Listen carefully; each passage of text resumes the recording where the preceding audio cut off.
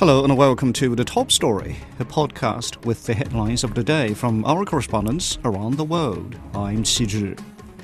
Coming up in this edition, a high-level meeting on artificial intelligence is underway in Paris, where world leaders will focus on collectively establishing scientific foundations, solutions and standards for more sustainable AI applications.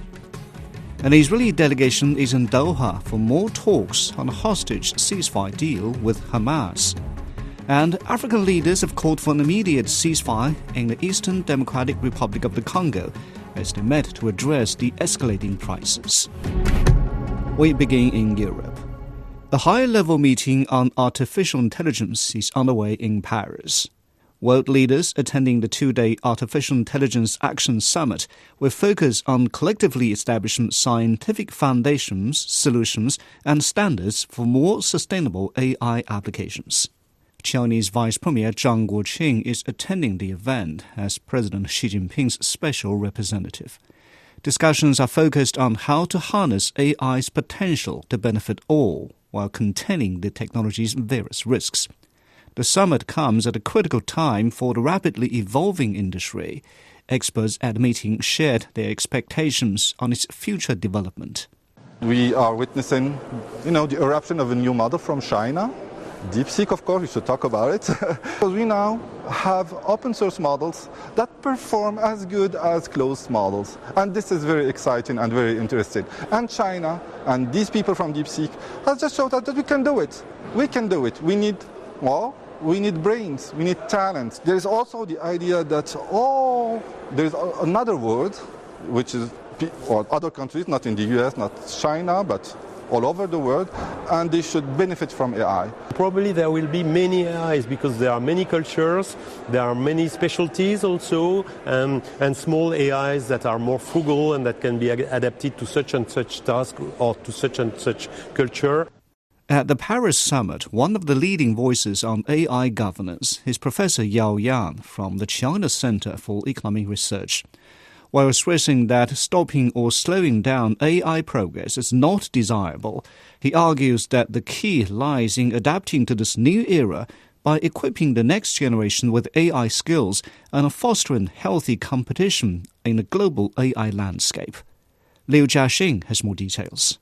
And facing the changes in the job market brought about by artificial intelligence, what adjustments are being made to China's education system and labor market?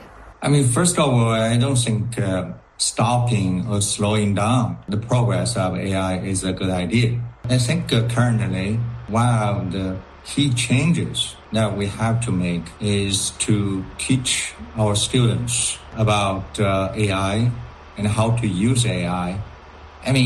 Personally, I do research. I have begun to learn how to use AI to help my own research. And so in the future, if you cannot use AI, probably you are going to be replaced by AI. Since DeepSeek is becoming a new game changer, what impact may technological competition in AI have on China-US economic and trade relations? I think the table has been turned around already today. I'm not expecting U.S. to come back to cooperate with China, but at least you have to maintain a peaceful competition. If there is a competition, right? Mm-hmm. And the competition needs rules. You cannot improve yourself by beating the other side down. Mm-hmm. That's not going to happen. Particularly, your rival is China, not Soviet Union in the Cold War. That was Professor Yao Yan sharing his thoughts on AI governance. Elsewhere in Europe, Greece has declared a state of emergency on Santorini as frequent earthquakes keep rattling the island. Minor tremors began in late January, but they intensified in early February. Thousands of people have fled the popular tourist destination southeast of the Greek mainland as scientists warn of a potential volcanic eruption. Evangelos Sipsis sent this report from Santorini. Santorini, a jewel of the Aegean, now holding its breath as seismic activity continues to shake the island. Authorities are bracing for a potential major earthquake, with emergency teams already positioned to prepare for the worst. We have prepared our operations center, so we are able to search and rescue people from very tight spaces, both we as human beings and also the dogs.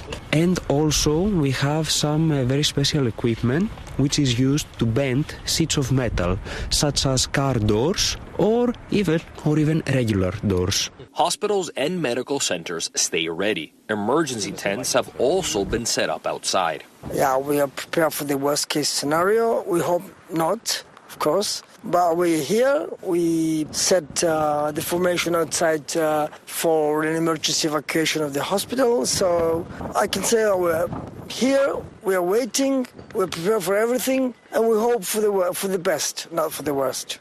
The recent earthquakes have shaken up the local community. Families had to pack up and leave, businesses had to shut down, and there's this constant feeling of uncertainty in the air. First responders feel the same too. They have these challenges that everybody else has while staying vigilant in assisting anybody in need. They are here. Of course, they have some fear. Some of them, they have some fear, and it's pretty normal that they have fear. But we are here, and we are ready to do what to do.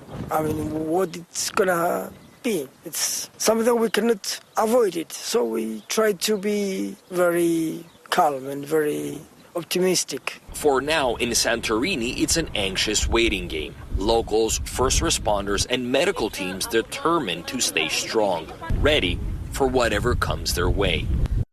That was Evangelos Sipsis on the earthquakes on the Greek island of Santorini. Turning to the Middle East, the Israeli military has completed withdrawing from its remaining positions in a strategic Nazarene corridor that divides northern and southern Gaza under a ceasefire deal with Hamas. Israel set up the 6-kilometer corridor within weeks of the war and used it as a military zone during the fighting. Since the ceasefire took effect last month, hundreds of thousands of Palestinians have been streaming across Nazarene to return to their homes in the devastated north. Rami Al-Magari reports. Yes, the Nazarene corridor has been reopened for both movements on both sides of the road, the northern and southern Gaza Strip. Actually, the reopening of the corridor comes about 22 days after the Israeli government and the Hamas agreed to the ceasefire mediated by Qatar, Egypt and the United States. This will relieve the Palestinian population here, as roads have been disconnected since the war has begun actually 15 months ago. The suffering, displacement of the population, every part of the Gaza Strip, especially in the south of the territory. Crowds of people floated from the southern Gaza Strip to the northern Gaza Strip, and vice versa. Actually, the Palestinians have been able to go to the south from the northern Gaza Strip and Gaza City. This is the movement. Many crowds of people have been seen on the road, and they have actually expressed some kind of positive feelings about the upcoming period, as the ceasefire seems holding up to this moment, with the latest hostages released by Hamas, 3 more Israelis, adding to the 4 stages that preceded this stage of hostages release, as well as the release of Palestinian prisoners by the Israeli government or the Israeli side. That is actually a new development in the territory, one good step towards instating the ceasefire, towards observing some more calm in the territory following 15 months of devastating and intensive Israeli army war on the Gaza Strip, particularly against the Islamist Hamas party in Gaza. That was Rami Al-Magari reporting. Meanwhile, an Israeli delegation is in Doha, Qatar, for more talks on the hostage ceasefire deal with Hamas. Prime Minister Benjamin Netanyahu authorized the delegation, but an Israeli official said it received no real mandate to discuss the second phase of the deal. In the West Bank, the Palestinian Health Ministry says Israeli forces killed a woman who was 8 months pregnant and critically wounded her husband as they were leaving their home on Sunday. The Israeli military says it is investigating the incident. Jonathan Regev has more from Tel Aviv. Looking at the entire arena, so yes, forces are pulling out of Gaza. The Israeli strikes in Lebanon, Israeli strikes in Syria, and in the West Bank. The operation is widening. Now it's not only happening in the area of Jenin, but also to the southwest of there, in the area of Tulkarem, specifically the Tubas refugee camp. This is quite a flashpoint for militant activity in the West Bank, and Israeli forces have been operating there as well. People that did go back to the Jenin refugee camp are describing scenes similar to those seen from Gaza. People are saying that they cannot go back to their homes, and we can only assume that in a few more days these will also be the voices coming out. It was actually days ago, in day 16 of the first phase of the ceasefire, in which negotiations should have begun on the second stage of the ceasefire. It has not really happened. Israel said that the negotiations carried out by Prime Minister Benjamin Netanyahu in the United States with the Middle East envoy Steve Witkoff, they signaled the beginning of those negotiations. But if we're looking for something big happening in Qatar, it has not happened yet, and it will not happen with the current delegation in Qatar. We're not seeing there the head of the Israeli security agency or the head of the Israeli Secret Service, the Mossad. This is a lower level delegation, a work level delegation dealing with technical issues, but not with very big issues on the agenda. That is not happening yet. That was Jonathan Regev in Tel Aviv. In North America, in a dramatic policy shift, the Trump administration has terminated temporary protected status for over 300,000 Venezuelan residents, exposing them to immediate deportation. Local communities and activists fiercely opposed the move, which could separate families and upend lives built over decades in the United States. Nita Soledad-Perez reports from Miami. Beyond betrayed. They used us. Venezuelans in the U.S. are firing back after the Trump administration ended deportation protections for more than 300,000 living in the country. I want to send a message to the president. If the Venezuelan Americans voted for you in large numbers, they did so to remove criminals and to oust Nicolás Maduro from Miraflores. Venezuelan Americans did not vote for you to criminalize the majority of the Venezuelans who are now left without status, and for you to negotiate with Nicolás Maduro in Miraflores. The decision to terminate the temporary protected status, known as TPS, will leave thousands in their community undocumented and vulnerable to potential deportation. Those under TPS from Venezuela who received the protections in 2023 will lose their temporary status 60 days after the government publishes the termination notice. Mariana Molero and her husband have been in the U.S. for 20 years. And under TPS, but I also have a deportation order, so if the TPS is swiped out, I'm going to be ready for removal. Why do you have a deportation order? Because my husband filed an asylum and he lost asylum back 2008.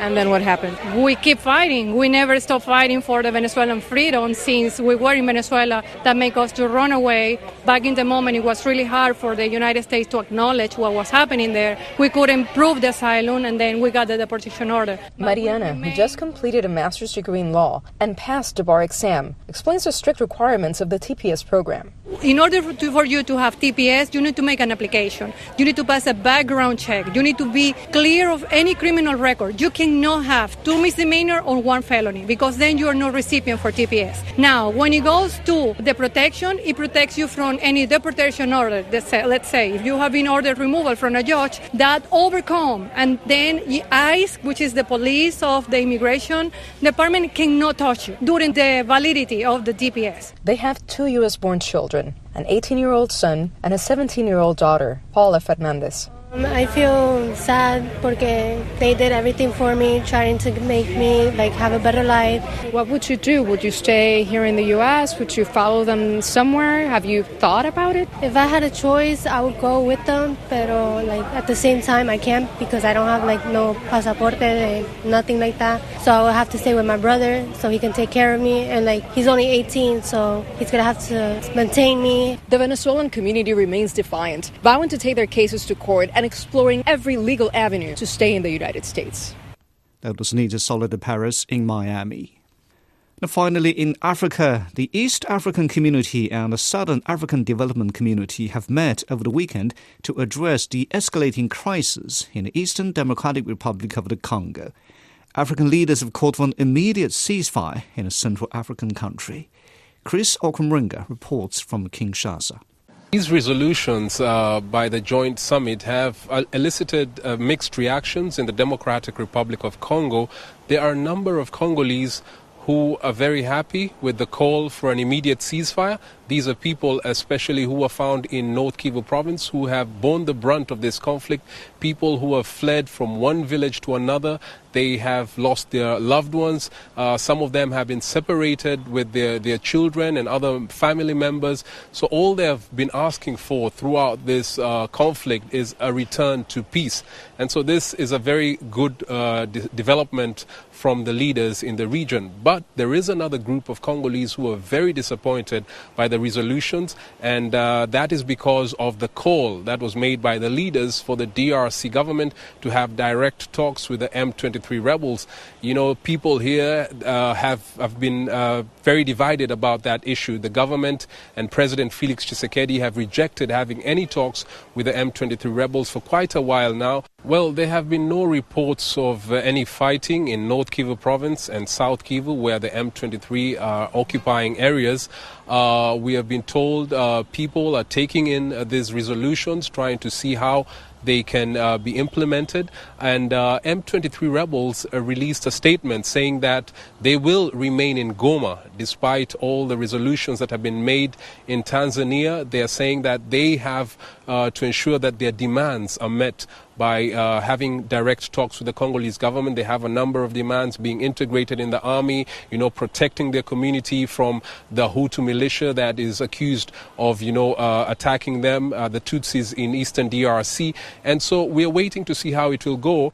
That was Chris Okumringa on the conflict in the DRC. Now, recapping the headlines before we go, a high-level meeting on AI is underway in Paris, where world leaders will focus on collectively establishing scientific foundations, solutions, and standards for more sustainable AI applications. An Israeli delegation is in Doha for more talks on a hostage-ceasefire deal with Hamas. And African leaders have called for an immediate ceasefire in the Eastern Democratic Republic of the Congo as they met to address the escalating crisis in the country. And that's it for this edition of The Top Story, a podcast that brings you world headlines every weekday. For more news in politics, business, sports and culture, you can subscribe to the Beijing Hour, a one-hour podcast news magazine program. We welcome and appreciate all ratings and reviews. I'm Qi Zhi. Thank you for listening.